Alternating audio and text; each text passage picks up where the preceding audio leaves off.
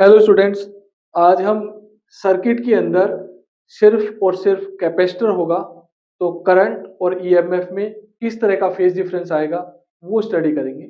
आप देखना, ये एक कैपेसिटर है जिसका कैपेसिटेंस C है और हमने इसको ऑल्टरनेटिंग सोर्स ऑफ ईएमएफ से कनेक्ट कर दिया जिसकी वैल्यू है E not sine omega T. Let us consider a capacitor of capacitance C is connected to the alternating source of EMF is given by E equals to E not sine omega T. ये equation 1 है। एक हमने circuit लिया, उस circuit में alternating source of EMF को connect कर दिया और उसके साथ कौन कनेक्ट कर दिया? कैपेसिटर, जिसका कैपेसिटेंस क्या है? C है। सर्किट के अंदर से करंट की वैल्यू टाइम के साथ क्या होगी? चेंज होगी। तो हम अज्यूम कर लेते हैं कि एक पर्टिकुलर इंस्टेंट पे करंट की वैल्यू क्या होगी? I। तो let I be the instantaneous current in the circuit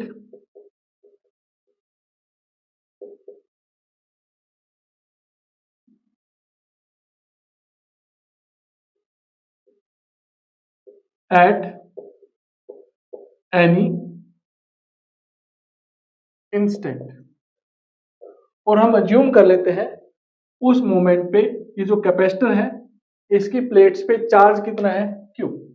तो let Q be the charge present at the plates of capacitor। तो कैपेसिटर की प्लेट्स पे चार्ज कितना है? Q है। तो इंस्टेंटेनियस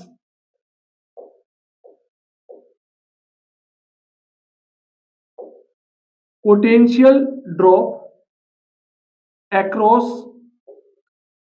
कैपेसिटर वो क्या होता है? Q by C। Previous chapter में इलेक्ट्रिसिटी में हमने पढ़ा था, इलेक्ट्रिक पोटेंशियल वाले चैप्टर में पढ़ा था कि कैपेसिटर के अक्रॉस पोटेंशियल डिफरेंस या पोटेंशियल ड्रॉप आप कैसे कैलकुलेट कर सकते हो? Q by C। और इंस्टेंटेनियस ईएमएफ कितना है? E। तो अगर सर्किट के अंदर सिर्फ और सिर्फ कैपेसिटर होगा तो इंस्टेंटेनियस ईएमएफ किसके इक्वल होगा? इंस्टेंटेनियस पोटेंशियल ड्रॉप के अक्रॉस इक्वल होगा। तो यहां से E इक्वल्स टू क्या आएगा? Q by C। Cross multiply करेंगे तो Q इक्वल्स टू क्या आ जाएगा? EC। अब इसका डिफरेंशिएशन करेंगे। Q इक्वल्स टू है EC, differentiating with respect to T on both side। तो ये आएगा d by D t of Q और d by D t of EC। तो ये हो जाएगा dQ by D T. C constant quantity है और d by D t of E की वैल्यू पुट कर देंगे E not sine omega T. अब dQ बाई डी टी होता है I, C कांस्टेंट है, यहां से E नॉट भी कांस्टेंट है, बाहर निकालेंगे और d by D t of sine omega T.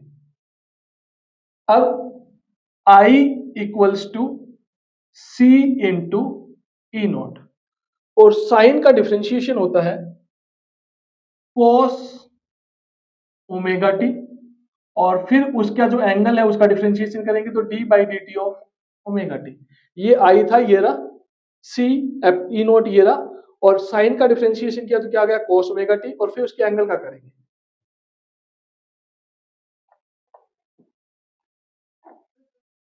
अब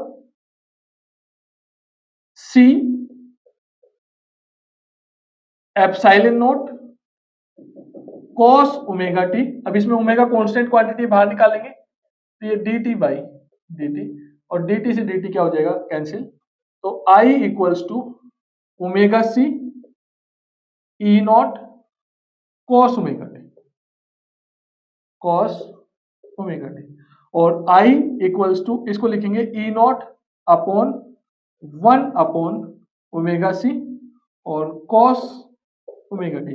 डिनोमिनेटर फ्रैक्शन में होता है तो फिर वो कहां चला जाएगा न्यूमिनेटर में, और 1 अपॉन ओमेगा सी को कंसीडर करेंगे एक्स से, तो ये आ जाएगा I equals to E naught upon X C cos omega T.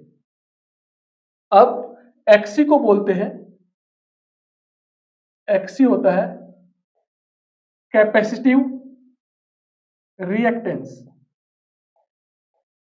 जिसका डायमेंशन रेसिस्टेंस वाले डायमेंशन होते हैं, तो ई नोट अपॉन एक्सी किस में कन्वर्ट हो जाएगा, I equals to E naught upon XC convert हो जाएगा आई नॉट और कॉस ओमेगा टी, और फॉर्मूला होता है sine pi by 2 plus X, ये होता है कोस एक्स के, क्योंकि पाई बाई 2 के अंदर कुछ भी ऐड करेंगे तो कौन से क्वाड्रेंट में जाएगा, सेकंड क्वाड्रेंट में, सेकंड क्वाड्रेंट में साइन पॉजिटिव होता है और पाई बाई 2 का मल्टीपल है तो कोस में कन्वर्ट हो जाएगा, और ये पीछे वाला एंगल एज इट इज लग जाएगा। तो इसको हम लिखेंगे I equals to I naught sine pi by 2 plus omega T, और इसको यू भी लिख सकते हैं I naught sine omega T plus pi by 2।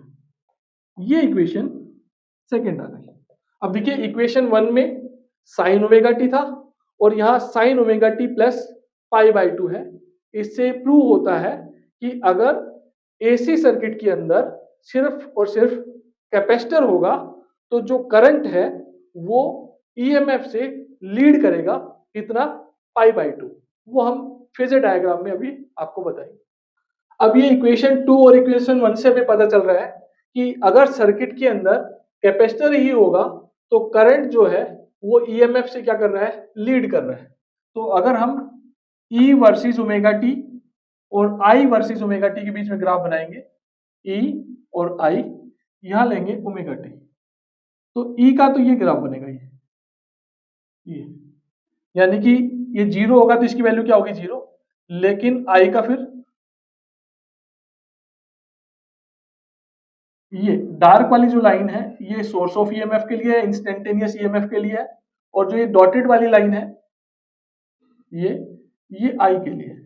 तो ये 0 होगा तो ये कहां पे होगा, पाई बाई 2 पे।